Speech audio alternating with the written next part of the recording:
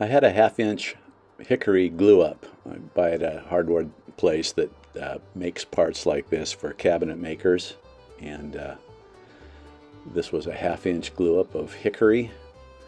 The beauty of this stuff is it's already planed, it's already sanded, so all I had to do really is shape it. So I made 3 cutting boards, and I think I did this entire project start to finish in less than an hour. Stay tuned.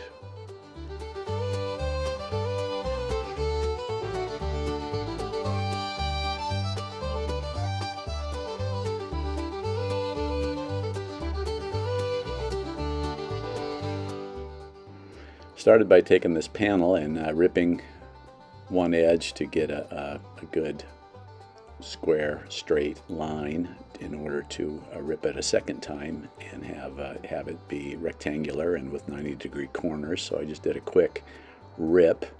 Like I say, this stuff's already, I'd say it's more like 9/16 thick, not quite ½ inch, but makes for a great cutting board. Super hard wood, super heavy.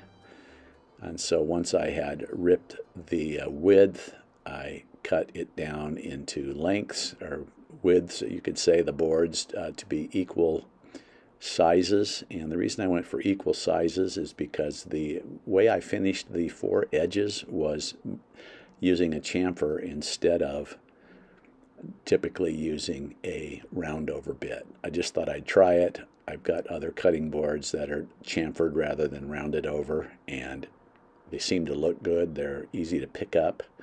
And so all I did here was tip my table saw blade over to the side and then adjusted my rip fence so that it was cutting halfway through the edge of the board, and then just flip the board again, flip the board again, then readjust it to the length, flip the board again several times. But yeah, I did all of these 4 edges of 3 boards in just minutes.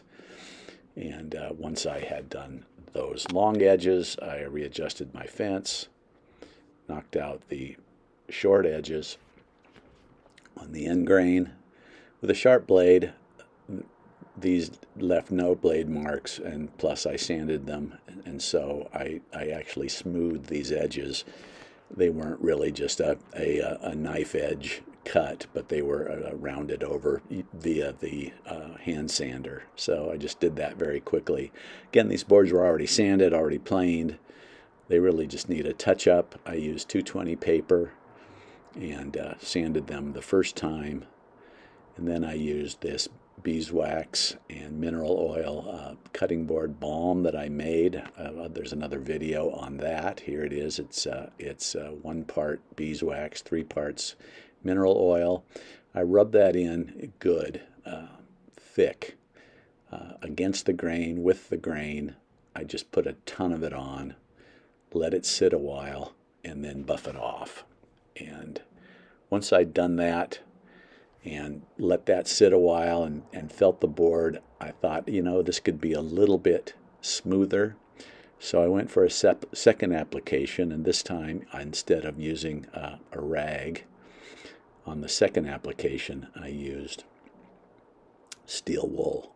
I often do this with paste wax, and I really think it's a good idea. It kind of takes care of the little bit of raised grain you get. So once I applied the second coat with steel wool and buffed it, I'm a little early in the video here. This is still that first coat, a little buff job on the first coat. Then I went in and did, again, a second coat using steel wool.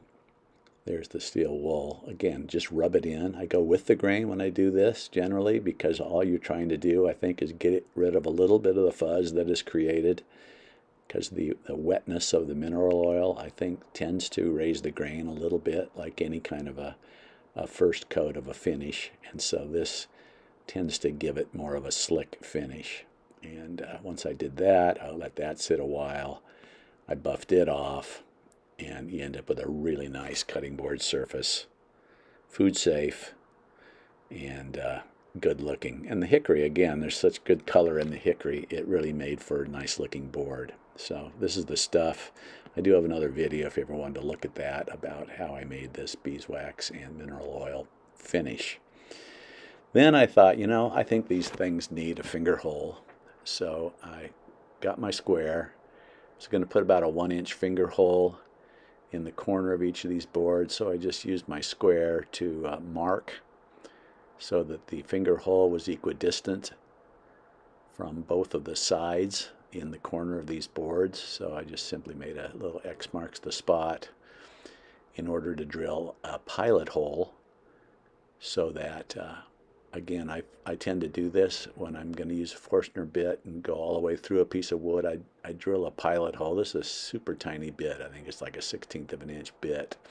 I drill a pilot hole so that I can go halfway into the board from each side with the Forstner bit, which then allows you to get a through hole but with no tear out. So I just drilled all 3 boards in the corner with this little bit, and then with my 1-inch Forstner bit I drilled in halfway from one side, halfway from the other side. That tiny pilot hole allows those 2 holes to be lined up perfectly, so you don't have this goofy looking off-centered hole.